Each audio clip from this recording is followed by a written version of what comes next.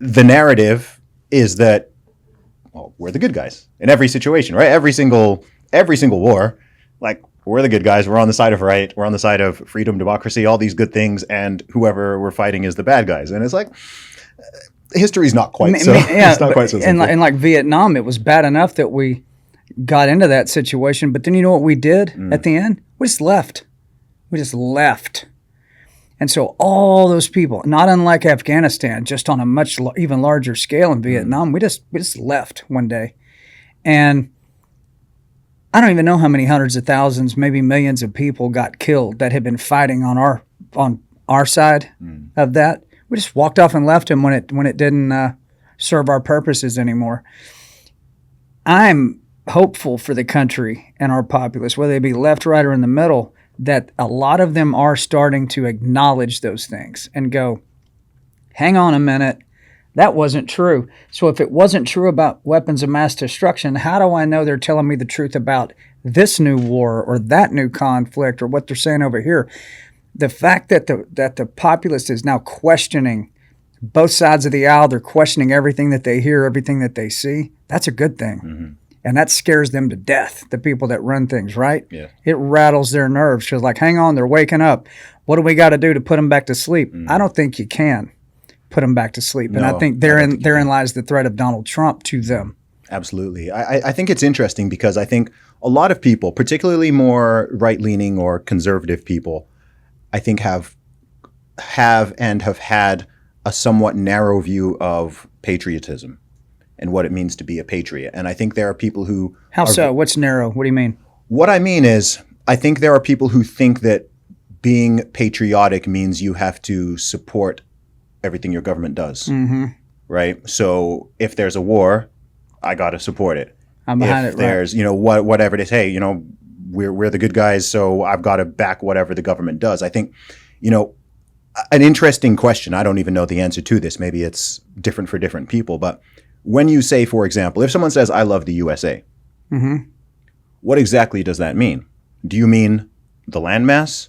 Do you mean your neighbors and American citizens? Do you mean the values and the Constitution and the Bill of Rights and stuff like that? Do you mean the state? Do you mean the government? What exactly does that mean when you're talking about a country? Because country doesn't just mean one thing. A country can be the people, it can be the state, it can be the landmass with these borders. It means multiple things. So I think when you think of the concept of patriotism, I don't think patriotism should be blind. Yes. Blind? Yeah. I don't think it should be blind. I think it should be genuinely wanting the best for the people of your country and wanting to live up to the best version of those values. That's what it means to me. Well, the Founding Fathers wrote the Constitution in such a way where the people, if they did not trust the federal authorities at any given time, the people had the right to challenge that federal authority.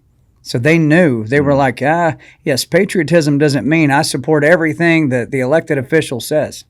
No, the Constitution is written that we, the people, get to put them in check in case they are not following the foundations of the country. When I say I love the USA, I mean I love what it was built on, what the principles of it are, life, liberty, and the pursuit of happiness. Who doesn't want that? Yeah. The only nation in the history of the world that says you have an inalienable right, meaning a right not given by government but granted by God upon being born, cannot be given or taken away by government, and those are life, liberty, and not the right to be happy, the pursuit of happiness, the right to go for it. That's what I love about America, and I love anybody in America that also loves those things. Yes. And I think that's how real patriots look at it. Now, if a government comes along that starts to trample and tyrannize life, liberty, and the pursuit of happiness and starts taking it away, that is when you have to look at this and go, is this document what outlines America, or is it who's currently sitting behind that microphone that outlines America? Yeah. And this is where it lies. The one behind the microphone wants it to be that. If we say it, that's it. That's how it goes. And we're all going, yeah, but what about what this says? Yes. That Constitution is pesky. Yeah. It's a real problem for people. Certain people are trying to get rid of it. Would you agree with that definition of patriotism? Yeah, that's the same way I see it. Okay. That's the same way I see it. I mean, I put out a lot of stuff and a lot of opinions out there. And sometimes people notice that I can be quite critical of certain things in the UK or certain things in the USA. And there are individuals, it's not that common. I think most people get where I'm coming from, but there are people who think that that is somehow unpatriotic, or that I've had people say, oh, like, you know, you hate the UK or you hate these. It's like, no, like when I'm critical of these nations, it's because I love and care about them. I want them to be, I think America is a great country. And as a Brit, I think I can see that. As a foreigner, I can see that in a way that lots of Americans don't, because I've traveled to dozens of different countries and I've seen what different places are like. And I think one of the greatest issues in America is that Americans don't know how good they have it. I would agree. And when you don't appreciate something, you tend to undermine it and you tend to tear away at the things that are holding it together, perhaps without even knowing. I don't think the greatest threat to the USA is China. I don't think it's Russia. I don't think it's Iran. I think it is internal. I think it is this internal machine and attitude that is just undermining and dismantling. I'm trying to remember the famous within. Russian that said something like that. I think his name was Nikita Khrushchev. Khrushchev, oh. Nikita Khrushchev. Back in the 50s, I think it was, he got so mad that he pulled his shoe off and he starts banging it on the table at the UN. And he says, "We will bury America without ever firing a shot." And he says it again, banging his shoe on the table. "We will bury America without ever firing a shot." And then you start seeing what happened right after that. That's when a lot of the takeover started happening in our universities, in our media, and otherwise. They infiltrated little by little by little by little and got all the way down where they could then start to program generations of Americans. Think of in the 50s, you're coming out of World War I and World War II. Probably the height of American patriotism is after World War II. The baby boom happened and America is winning. We saved the world. Yeah. I mean, and so never been stronger than at that point. And that's when Nikita Khrushchev says, "We'll bury you without firing a shot." And now here we are in 2024 and you're making the comment, which is accurate. Our biggest enemy is within the country. It's people that have been brainwashed and programmed into thinking America is evil. America shouldn't exist. America should not have any authority over anyone else. And they don't know what the opposite of that would be because they never lived in a situation like that. Who hates communism the most?